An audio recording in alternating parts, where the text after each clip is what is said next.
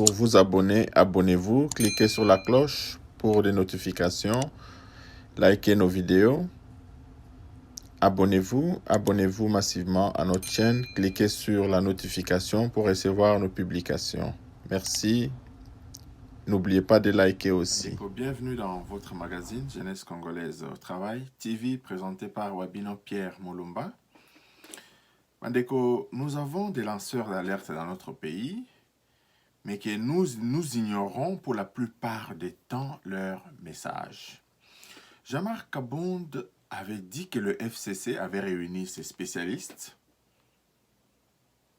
pour trouver des solutions, mettre en place des stratégies afin d'empêcher le bon fonctionnement du pays. Mais ce message est passé inaperçu. Et c'est à la suite même de ce message, dans un meeting qu'il avait eu à faire à Kananga et à Chikapa, que les gens du FCC avaient compris que Jean-Marc Kabonde était donc un danger au milieu de l'Assemblée nationale et particulièrement au bureau de cette Assemblée nationale. Mais voilà que les choses sont en train de se concrétiser petit à petit. Comme Bissot Ozalakaka distrait, société congolaise et la classe dirigeante au niveau de l'UDPS se transforment en pompiers aujourd'hui pendant qu'ils sont en coalition avec des pyromanes, les allumeurs de feu. L'actualité dans notre pays tourne autour de cette situation où Janine Mabunda, en dépit des salaires pharaoniques des députés nationaux, à l'égard de leur travail, elle a encore demandé un supplément de 2000 $, une augmentation de 2000 $ par mois, à titre des émoluments donc des députés nationaux.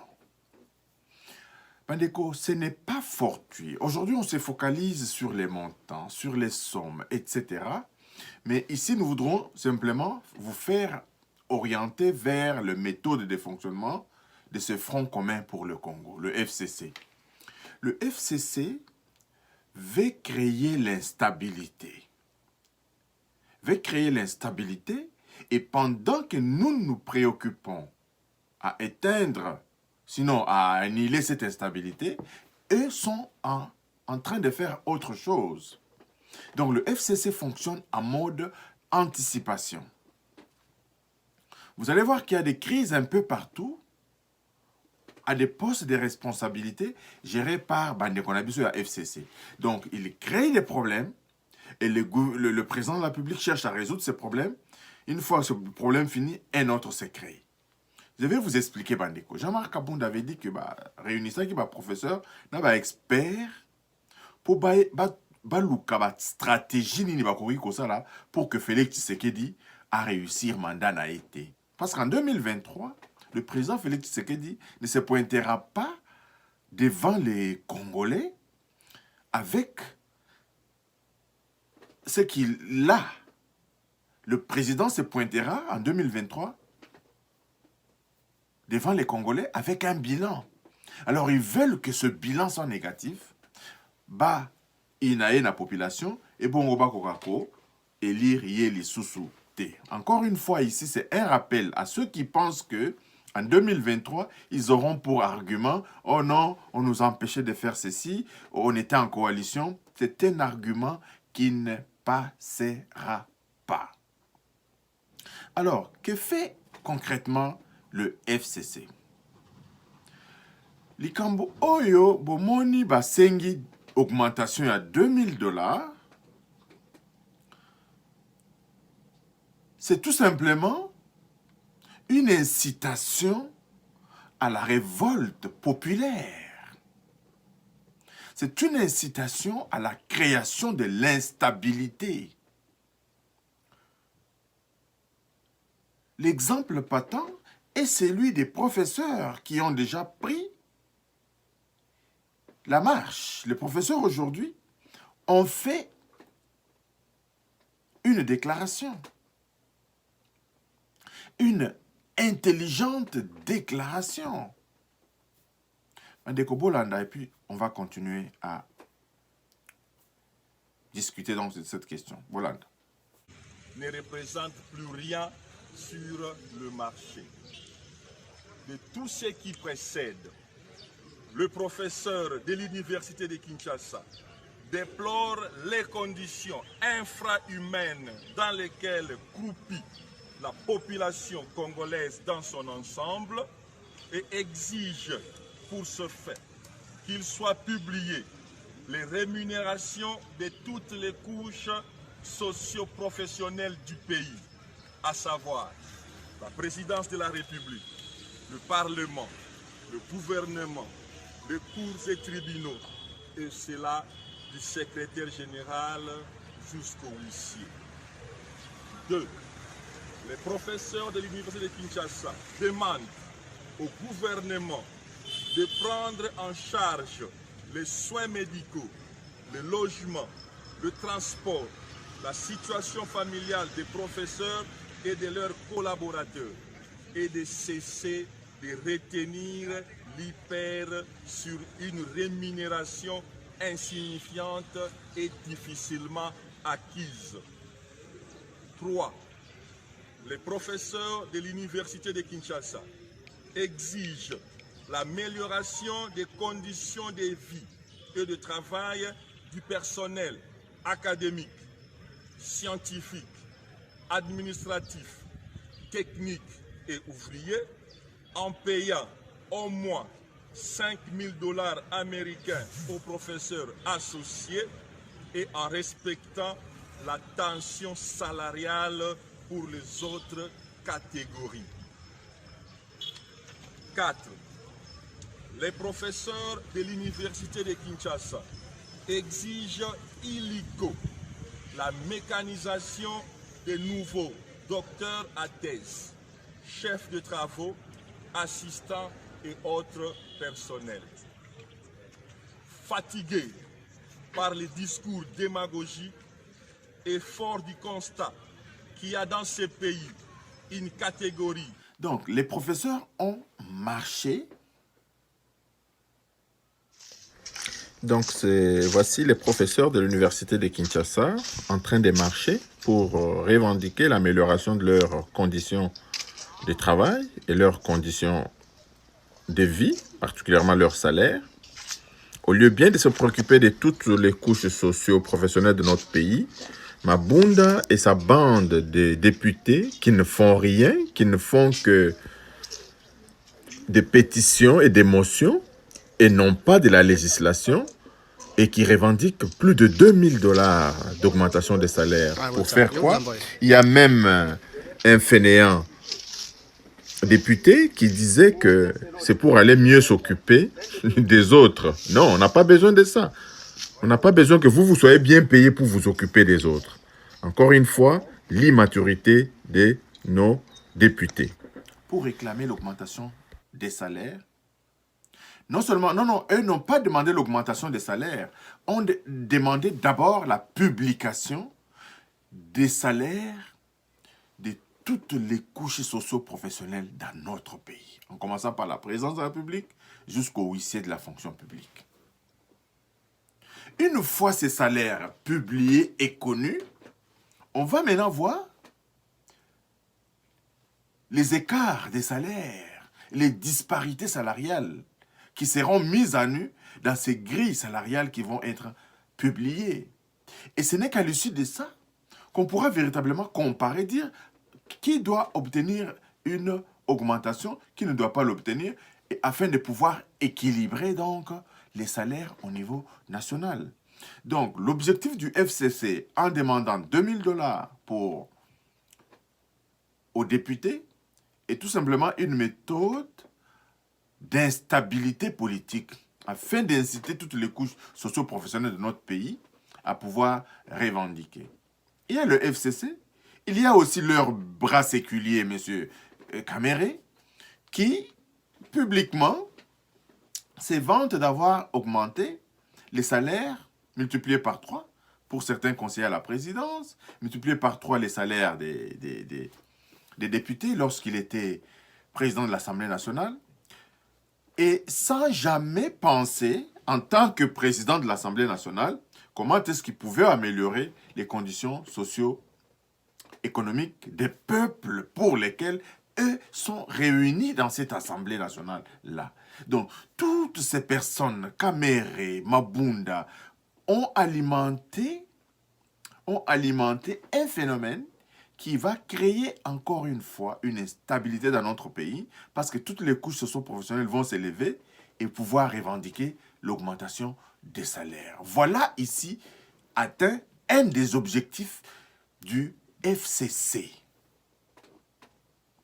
C'est ainsi que nous avons fait une émission, Bandeko, hier, où nous avions expliqué que l'UDPS doit se mettre en mode anticipation.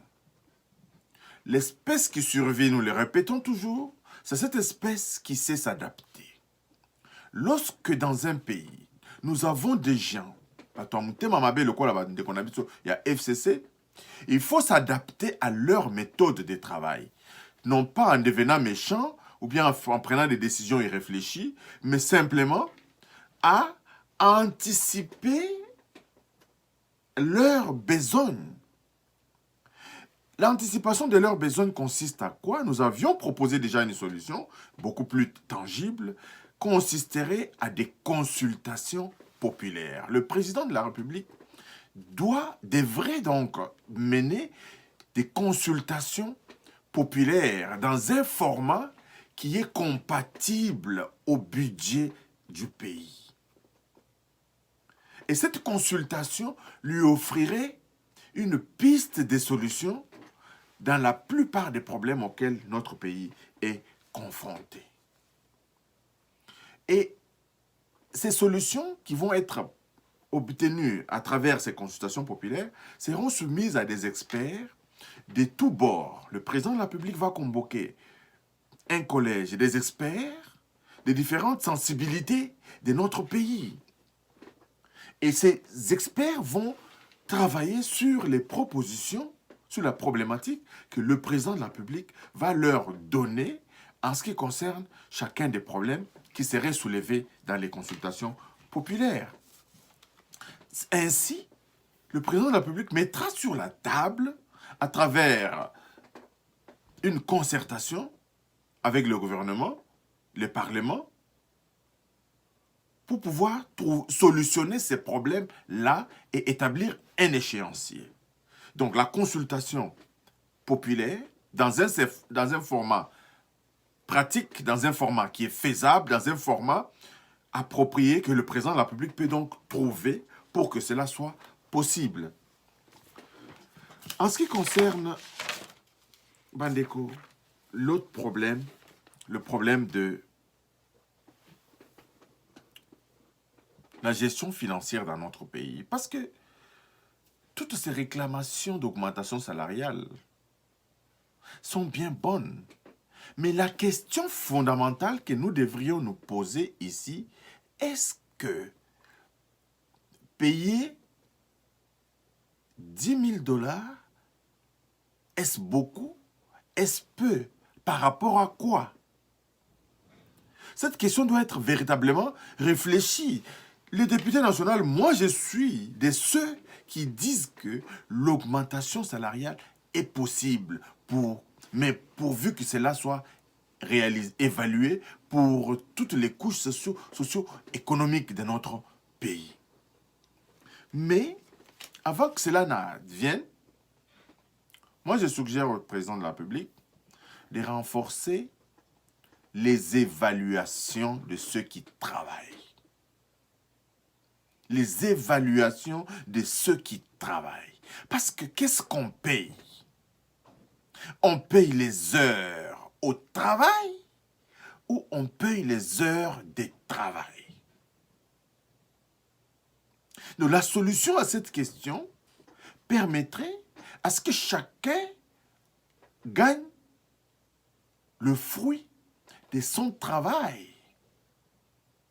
Parce que si on paye les heures au travail, les députés gagneraient 10 000 $. Mais que font ces députés pour avoir leur salaire? Ils doivent voter des lois, élaborer des lois, faire les toilettages des lois existantes, Depuis le début de cette législature, nos députés nationaux sont spécialisés en motion et en pétition. Ils ne font pas de la législation.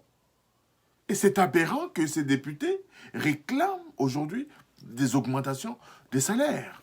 Donc je disais que le renforcement des inspections permettrait au président de la République d'avoir une idée de qui et comment rémunérer. La fonction inspection doit être renforcée dans notre pays, à tous les niveaux. Au niveau judiciaire, les inspecteurs judiciaires, on doit renforcer leur travail. Et les inspecteurs judiciaires contrôleront le travail de ce qui fait au niveau de la justice. Les inspecteurs des finances, les inspecteurs au niveau de l'enseignement, les inspecteurs forestiers, les inspecteurs maritimes, que le président de la République renforce cette fonction inspection. Et ce n'est que lorsque nous aurons des véritables inspecteurs qui contrôleront qu'est-ce qui se passe dans nos entreprises, qu'est-ce qui se passe dans nos écoles, qu'est-ce qui se passe dans les différentes couches socio-professionnelles de notre pays, qu'à ce moment-là, qu'on pourra maintenant déterminer les grilles salariales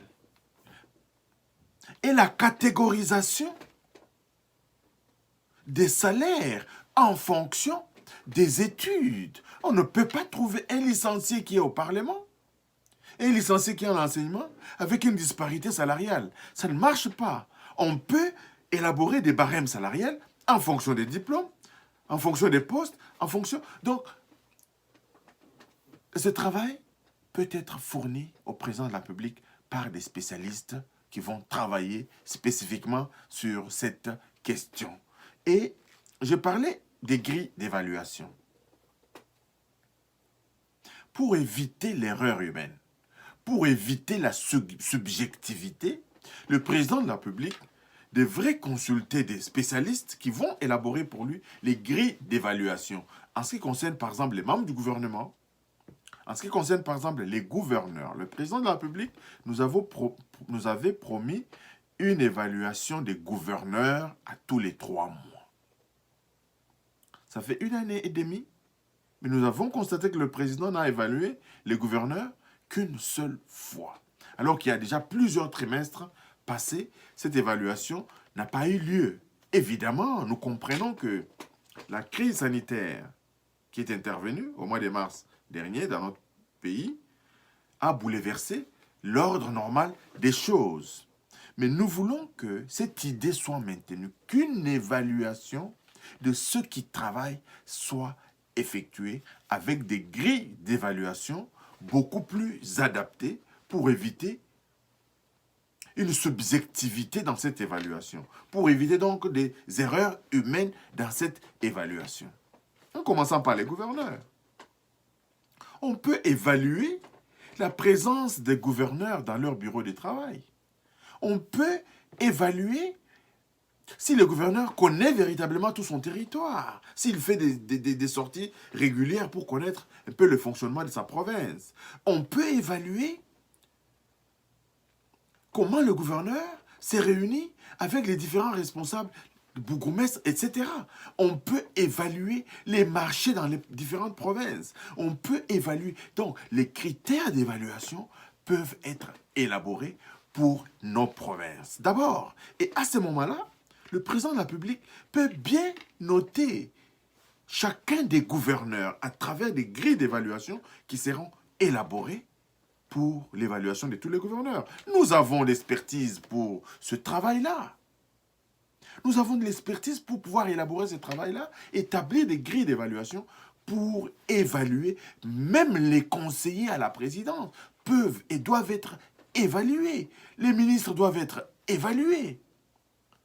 Les députés aussi doivent être évalués. La gestion orientée résultat demande l'évaluation de ceux qui travaillent à travers des critères d'évaluation bien déterminés prédéfinis pour lesquels la personne qui sera évaluée ne dira pas que on est contre moi ou bien parce que je suis de tel parti, je suis de tel autre parti. La politisation de tous les secteurs de la vie socio-économique de notre pays est à la base de tous nos problèmes. Mais la solution serait l'élaboration de ces grilles d'évaluation qui permettraient d'avoir une idée de qui fait quoi, qui a atteint une performance et les récompenses, même au niveau de la police, même au niveau de notre armée. L'évaluation est une méthode moderne utilisée par les pays en développement pour pouvoir rémunérer et récompenser les travailleurs. Et c'est de la même façon que nous faisons des évaluations au niveau des écoles. Pourquoi est-ce qu'il y a des interrogations? Pourquoi est-ce qu'il y a des examens? C'est pour évaluer nos élèves qui travaillent, pour le faire monter des classes, etc. C'est la même chose aussi dans le domaine socio-professionnel.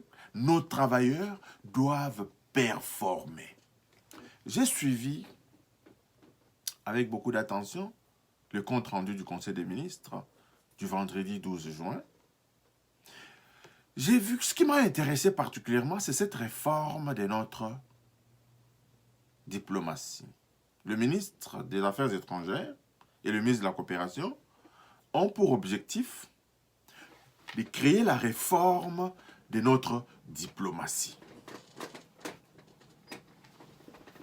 Mais Bandeko, une évaluation dans le domaine de notre diplomatie vous donnerait une idée de ce qu'est véritablement le diplomate congolais à l'étranger.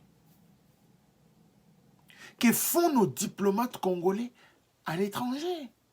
À travers des grilles d'évaluation, on peut évaluer tous nos diplomates à l'étranger et donner au président de la République l'état de cette diplomatie. Les cartes touristiques de notre pays, dans nos ambassades. Est-ce que nos ambassades vendent notre pays? Est-ce que nos ambassades travaillent pour attirer les investisseurs en République démocratique du Congo? Est-ce que nos ambassades travaillent à démontrer les potentialités de la République démocratique du Congo dans les pays de représentation? Est-ce que nos diplomates sont à leur bureau, viennent à leur bureau régulièrement? Donc, toutes ces évaluations, toutes ces inspections, qui dans un premier temps s'avéreront budgétivores, mais contribueront à coup sûr à voir un retour sur investissement de ce que nous avons comme bien, comme investissement dans tous les secteurs, rien que dans la diplomatie. Allez identifier qu'est-ce que nous avons à l'étranger. Donc, bref, Bandeko, à mon avis, le FCC est en mode d'ouverture de la boîte des Pandore à travers la demande d'augmentation salariale des députés. Le FCC a voulu ouvrir une boîte de Pandore aux revendications pour mettre à mal le président de la République. C'est ainsi que, pour terminer, nous préconisons tout simplement au président de la République d'avoir un dialogue suffisamment franc avec Joseph Kabila, qui est l'autorité morale de ce front. Parce que trop, c'est trop. Trop, c'est trop. Et que le président de la République, avec M. Kabila, envisage la dissolution de cette Assemblée nationale, qui non seulement ne participe pas aux solutions dans notre pays, mais l'Assemblée nationale devient de plus en plus un problème pour notre pays.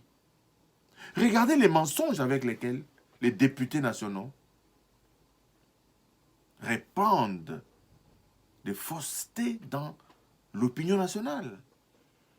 La police a fermé l'Assemblée nationale. Ils n'arrivent pas à dire que c'est parce que nous avons bravé une décision de justice que l'Assemblée nationale est inaccessible. Ils ne le disent pas.